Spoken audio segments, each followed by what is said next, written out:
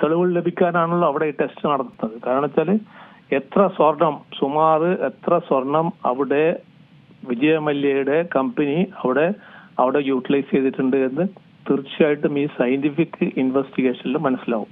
അതായത് ഈ സയന്റിഫിക് സ്റ്റെപ്റ്റോഗ്രാഫി അല്ലെങ്കിൽ 2-3 ടെസ്റ്റ് നടത്താനുണ്ട്. അത് വെച്ചിട്ട് ഇത്ര ഏരിയയിൽ എത്ര ഗ്രാം സ്വർണം ഉപയോഗിച്ചു എന്ന് മനസ്സിലാവും. അപ്പൊ അതിന്റെ മേൽക്കുരയൊക്കെ അതേമാതിരി പഴയമാതിരി തന്നെ ഉണ്ട്. അവിടെ നോക്കിയാൽ മനസ്സിലാവും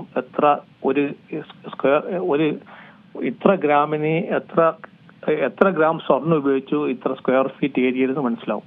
അതുപോലെ തന്നെ ഇപ്പം പൂശി എന്ന് പറയുന്നത് പൂശിക്കൊണ്ടുവന്ന, അതായത് ഈ പോറ്റി കൊണ്ടുവന്ന സാധനത്തിൽ അത് പരിശോധിക്കുമ്പം അതിന് മനസ്സിലാവും എത്ര ഗ്രാം സ്വർണം ഉപയോഗിച്ച് ഇത്ര സ്ക്വയർ ഫീറ്റിൽ നിന്നൊരു കണക്ക് കിട്ടും. അപ്പൊ ഇപ്പം വന്ന ഇൻഫർമേഷൻ മനസ്സിലാകുന്നത് 3 ഗ്രാം സ്വർണം പെർ സ്ക്വയർ ഫീറ്റ് ആണ് പോറ്റി ഈ ഗോൾഡ് പ്ലേറ്റ് ചെയ്തിരിക്കുന്നത്. മറ്റു നേരെ മറിച്ച് ഈ മല്യ ചെയ്തിരിക്കുന്നത് 8 ഗ്രാംസ് പെർ സ്ക്വയർ ഫീറ്റ് ആണ്. അപ്പൊ വ്യത്യാസമുണ്ട്. ആ വ്യത്യാസം ഇനി സയന്റിഫിക്കായി പ്രൂവ് ചെയ്യേണ്ട ഉത്തരവാദിത്വം ഇൻവെസ്റ്റിഗേറ്റീവ് ഏജൻസിക്കുണ്ട്. ആ സയന്റിഫിക് ആയിട്ട് പ്രൂവ് ചെയ്യാനാണ് ഈ സയന്റിഫിക് ടെസ്റ്റ് നടത്തുന്നത്, എക്സ്പെർട്ട് വന്നിട്ട്. അപ്പം അത് നടത്തി കഴിഞ്ഞാൽ നേരത്തെ പറഞ്ഞ മാതിരി എത്ര ഗ്രാം സ്വർണം ഇത്ര സ്ക്വയർ ഫീറ്റിൽ ഉപയോഗിച്ചു എന്ന് മനസ്സിലാവും. അപ്പൊ ആ വ്യത്യാസം മനസ്സിലാകുമ്പോൾ ഒറിജിനലായിട്ട് അവിടെ ഇത്ര സ്വർണം ഉണ്ടായിരുന്നു, ഇവര് സ്വർണം പൂശുമ്പോൾ അതിൽ ഇത്രയായി കുറഞ്ഞു എന്ന് വ്യക്തമായിട്ട് കാൽക്കുലേറ്റ് ചെയ്യാൻ പറ്റും സയന്റിഫിക് ആയിട്ട്. അതാണ് ഈ അന്വേഷണ ഏജൻസി ഉദ്ദേശിക്കുന്നത് എന്നാണ് ഞങ്ങൾക്ക് മനസ്സിലാകുന്നത്.